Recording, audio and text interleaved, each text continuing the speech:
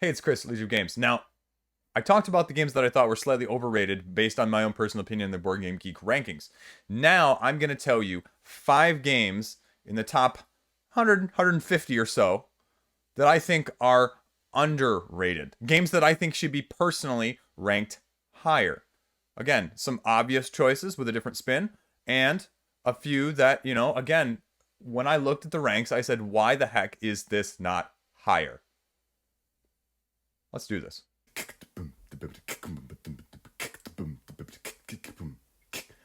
Look, I'm coming out gun swinging. I woke up this morning and I chose violence. And I am going to dare say that this is one of, if not one of the most underranked games, period.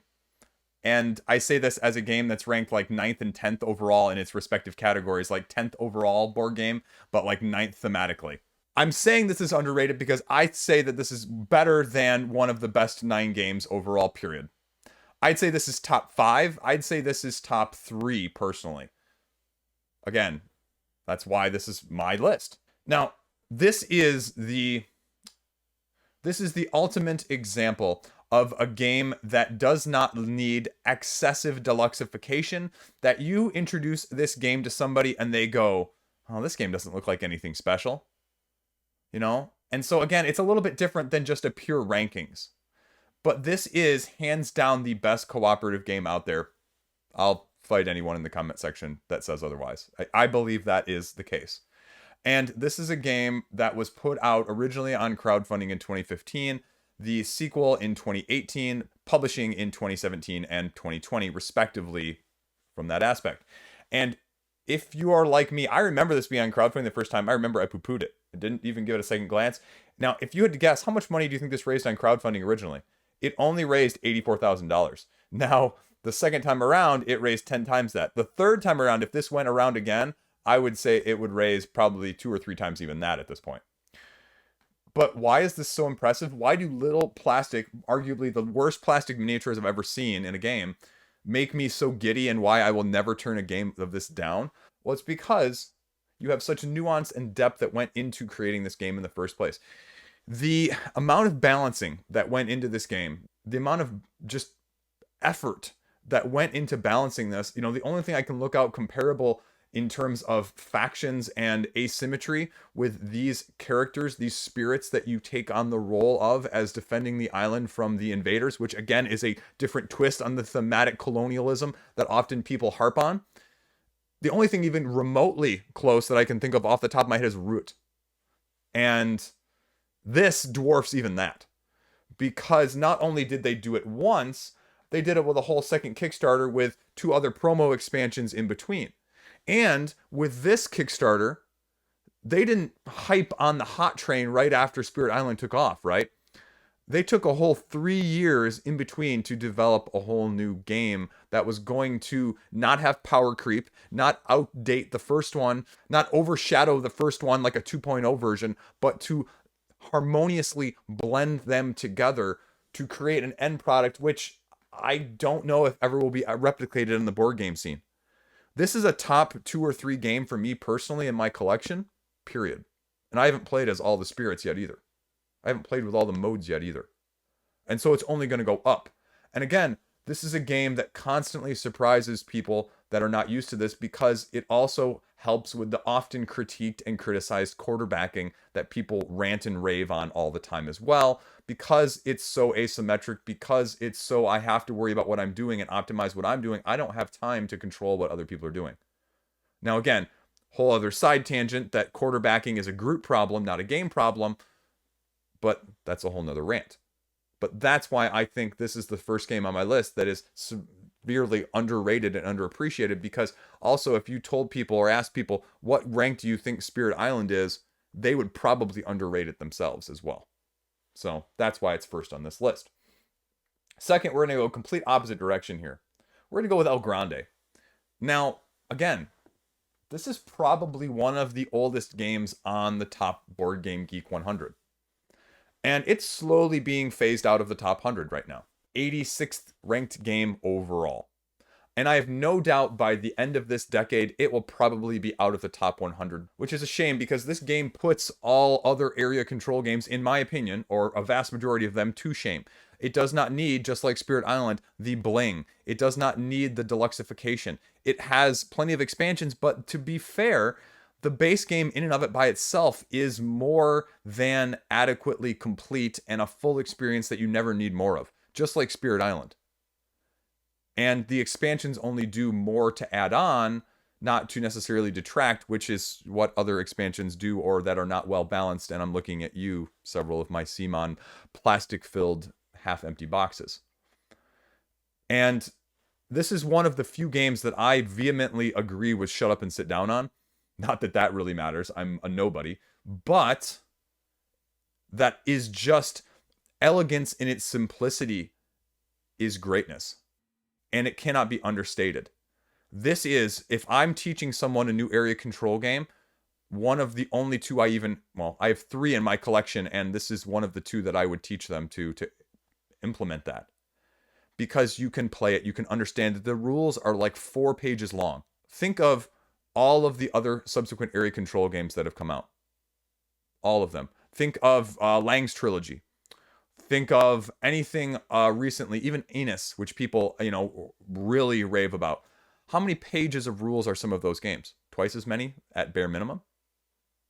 How much nuance, how much explanation, how many times do you have to play it before you start to fully recognize the meta or the interaction that is really necessary? This one, once, maybe twice. Time length, less than those. Now, again, it's going out of print. That's probably the biggest negative you could say to it at this point. And that also is probably one of its biggest detractors, is because you just can't get it, which means more people can't play it, which means more people can't rate it as highly as they probably should be. Somebody eventually will pick it up, though. Somebody eventually will get the rights for it, hopefully, and then we will see a resurgence.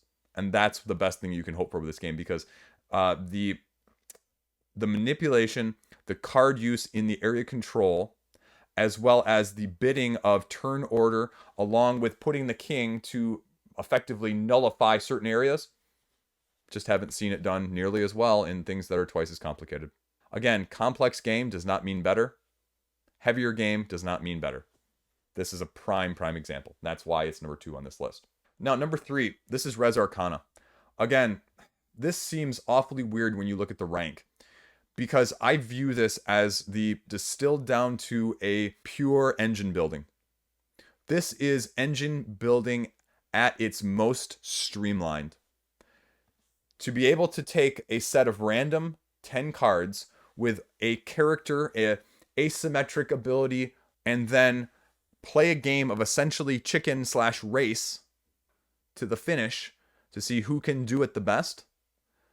This should have even Euro gamers, strategy, perfect information sort of people with less interaction, even salivating, in my opinion. Because it's about what you can do. Now, again, there is, and this is where people sometimes like or don't like, some take that, depending on which cards you're using, which expansions are included. But the ability to control your own destiny in literally sometimes some games, the number of turns you can count on one hand cannot be understated. I have yet to find a person that does not enjoy this game. There will be people, it will happen, but if I asked you right now what rank you thought this was, did you realize that this isn't even in the BoardGameGeek top 100? Top 100. This is closer, or equally close, to Dead of Winter as it is to being 100th. It is directly in between Dead of Winter and rank 100. 123rd overall right now. Food for thought, right? That's... I would have guessed 50, 60 maybe, and I'd say, okay, yeah, it's about right, because again, again, similarly to the other 2 games already I've talked about, the expansions add more. The expansions make it a better game, a more complete game, if that even needs to be done, even with the base game, because the base game is great by itself. And the expansions elevate it, again, adding slight nuances, slight differences, but not drastically changing the core experience in any way to make it a different game, a too complex game, a too quote-unquote fiddly game. So, I mean, I think it should be about half of its rank, essentially, in the 50s, 60s, rather than the 120s. Just me personally, I think it's Tom Lehman's, magnum opus. That's why it's never leaving my collection. That's why I have both expansions for it as well. So there you go. Number 4, we're going to, again, I chose fighting this morning. This is the best version of Pandemic. Best version of Pandemic. I say that not as a slight. I say that not with an asterisk, because I say that as it has the most replayability. Pandemic Season 1 and Season 2 are arguably the best self-contained limited play versions. But if I want a game I can come back to and repeatedly play and expose new people to on a repeated basis and not have to spend $50 every dozen plays or so, this one wins hands down. It has the most variability. It has the best difficulty, especially for people that always complain that this game is too easy. The different modes with the different diseases and the different customizations of those diseases makes it highly variable for your group. You don't need all of the other expansions, like people say with the original game, to give it that extra oomph. And it has enough variability in the players you're starting with in the first place that you have a little bit of everything already for those who like a different flavor of Pandemic. But I mean, again, I won't detract. I won't tell you anything you don't know. It's not Pandemic. It's still Pandemic. But at the same time, what rank is it? What rank do you think this is? It's ranked 116th. 116th overall. If we go over here to the rankings, right? What's at 117? Vanilla Pandemic with nothing else. 117. Heck, Sleeping Gods, oh, it's still rising, let's be honest here. That's at 118. That's going to pass it soon. But what's above it? Cartographers. Champions of Midgard. Do you think Champions of Midgard, the base game, is better than that? Dominion. Okay, Dominion's different. Codenames. Decrypto. All of those are higher than the outside of the Board Game Geek 100, which I would argue aren't. You skip up here and you see even Patchwork at 100, and a couple of the Dominion expansions, and a couple, again, very heavy games. In case it wasn't clear, heavy games skew to the top of the list. That's a whole nother argument as well. Either way, though, I think this is another standard bearer for co-op games. And I lean heavier towards co-op games. So that's probably where the biggest discrepancy is. And that's why I think it's underrated. There you go. Now, last up. This is going to be something different, a departure, but you'll understand why as well. Glenmore 2 Chronicles. This is a game where if you looked at what I've talked about, what I've featured on this channel, you would think I don't like anything like this. I love this game. This is a smashing game. The only problem is it's got so many modules that are so amazing that you never get to a chance like El Grande to incorporate them. But the base game alone itself, if you dare say, made a version without all the modules, would have even more accessibility and probably lead to it being a higher rank than it is. And that's probably the biggest detractor of this game, because it's ranked 164th overall. Some of those other games that I just mentioned and showed you on that list are nowhere near as good as this game. This game, again, is a top 50 or 60 game, I think personally. This is a top 10 game for me, probably all time. The combination of these mechanisms should not work. You have essentially some worker placement, you have tile laying, you've got resource management, and you've got sort of not a rondel, but a mechanism in the center in which you are manipulating your piece to take your tiles. And as you move your piece around, then you take whatever tile you want. Everyone else that's behind you goes until you are the last one in line, and then and only then you take a turn. So you could essentially have turns where you are several turns in a row, or you could have, 4 or 5 turns happen before your next turn. The buying and selling of resources when the market is at a higher low, the separate clan board to give you special abilities as you're making your own map in the first place. And did I mention it comes with 8 or 9 modules, plus another expansion that adds several other modules, including a dedicated solo expansion module?